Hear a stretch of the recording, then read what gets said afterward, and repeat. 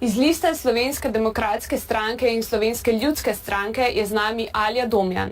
Pozdravljeni. Kot prva vam bo vprašanje zastavila Ula. Poudarek, ki ga dajete migracijam v Evropsko unijo, je precej velik. Kaj pa migracije znotraj Evropske unije? Kako bi ustavili preseljevanje mladih in izobraženih Slovencev v močnejše evropske države, kar za Slovenijo predstavlja finančni strošek, če ne drugega? Ja, res je, ker Slovenija te mlade ljudi šola, jih vzgoji in potem odidejo. Ampak jih je za razumeti, da odidejo, kajti pač mladi si želimo ambicioznih, kreativnih zaposlitev. Mi vsi tukaj smo mladi ljudje z novimi idejami in Slovenija ne ponuja dovolj konkurenčnosti, dovolj tehnoloških podjetij, ker bi se lahko takšni ljudje zaposlili. Kar se tiče migracij, mi dajemo poudarek nezakonitim migracijam. Kako rešiti problem, da bodo mladi prišli nazaj? Jaz imam ogromno prijateljev v tujini, stara sem šele 28 let. Vsi moji prijatelji večinoma delajo v tujini, kar je sicer super, ko iščeš prenočišče v kakšni evropski prestolnici, pa vendarle se želijo vrniti. Tako da jaz upam, da bo Slovenija zmogla z nekim dobrim gospodarskim programom te ljudi pridobiti nazaj, kajti to je velika škoda, da ostajajo v tujini. No, vemo, da rodnost v večini evropskih držav ne omogoča ohranjanja prebivalstva in zanima me, ali vidite rešitev tudi v priseljevanju iz drugih držav, ki niso članice Evropske unije. Jaz s priseljevanjem iz drugih držav nimam problemov. Če pride nekdo z osebnim dokumentom, tako kot jaz, kot državljanka Evropske unije, s pasošem potujem v druge države. Priseljevanje je pri narodih vedno bilo in vedno bo. Preseljujemo se zaradi ljubezni, zaradi novih izzivov, zaradi službe in v tem ni nič slabega.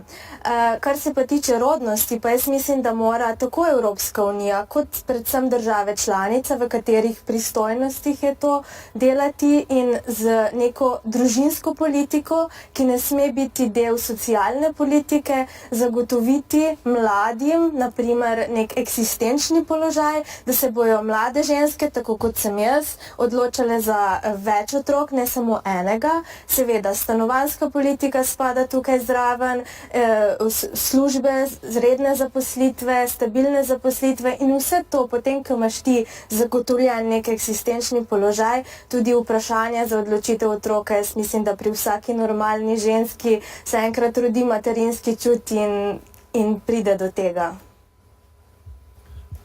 Naša in tuja mesta dejansko se dan danes dušijo v izpušnih plinih v avtomobilski pločevini. Zanima me, kakšno politiko prometa vi podpirate osebno. Se vam zdi, da bi mogla Evropska unija v prihodnosti vlagati v gradnjo obvoznic okoli mest, v nove avtocestne povezave ali na drugi strani krepiti javni promet, morda elektrifikacijo avtomobilov? Vse, kar ste našteli, je pomembno. Sama bi podprla prometno politiko, ki bo učinkovita, zanesljiva, da pač veš, kdaj pride vlak in hitra. Kajti mi vemo, naprimer kolegi v Bruslju, ki živijo v Bruslju, se vozijo v Pariz v službo, tam so v 1:20. Jaz se iz Murske Sobote do Ljubljane z vlakom vozim 5 ur. Ali pa naprimer iz Maribora do Ljubljane pridemo prej z avtom, kot pa z vlakom. Treba je vlagati v to infrastrukturo in treba je učinkovito zagotoviti te prevoze, kajti ne smemo zameriti ljudem, če ne uporabljajo javnega prevoza, če so z avtom hitrejši na cilju, ne? A se vam zdi trenutni način financiranja poslanskih pisarn s splošnim nadomestilom stroškov primeren? Zdaj, te stroške, ki jih vi omenjate, se tičejo najemnin, telefonov, stroški za organizacijo posameznih konferenc. Kar se tega tiče, vsi računi in vsi dokumenti se arhivirajo. In Evropski parlament, pisarne službe Evropskega parlamenta lahko kadarkoli poslance pozovejo, da to predložijo. In naši vsi trije poslanci vodijo ločene račune, so zelo pod drobnogledom in poslujejo zelo profesionalno in transparentno. Sama v primeru izvolitve tudi ne bi imela težav, če se točno vidi, kam gre denar. Ampak načeloma pa ste za trenutno ureditev, se pravi, da poslanci razkrijajo to samo, če sami želijo. Da poslanci to razkrijajo, če jih službe, ki so za to pristojne, pozovejo. Jaz mislim, da je to vprašanje, s katerim se morajo ukvarjati te službe, revizorji, in menim, da to ne sme postati novinarsko vprašanje in da tega ne smemo spolitizirati. Jaz mislim, da Slovenci prevečkrat to politiziramo in da moramo to preseči. V Evropi si želite Slovenije, ki ohranja naš način življenja, in mene zanima, kako bi definirali ta pojem naš način življenja. Naš način življenja temelji na družini, ki nam daje stabilnost, na solidarnosti in svobodi. Zato se zavzemamo. In kako bi v bistvu potem še malo dlje opredelili te pojme, spravi družina, solidarnost in kar je bil še tretji? Svoboda. Svoboda. Poglejte, družina je osnovna celica te družbe in je osnovna celica tudi evropske identitete.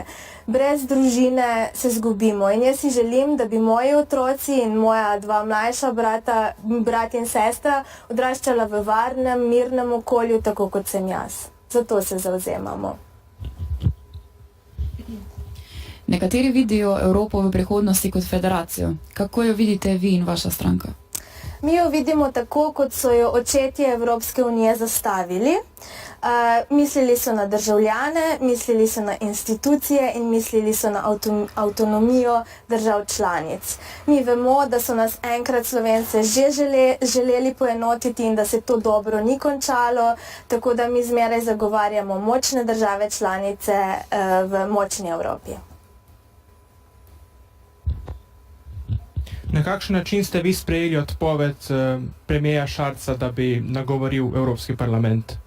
Jaz sama zelo kritično in sem še do tega sedaj zelo kritična. Mislim, da nam je zapravil eno veliko priložnost, da bi izkoristili svoj potencial in si tega kot predsednik vlade ne bi smel dovoliti, kajti tukaj zastopa Slovenijo, ne svojo stranko, in to je njegova dolžnost. Se pravičujem, naših 7 minut je že mimo. Najlepša hvala za odgovore. Najlepša hvala tudi vam.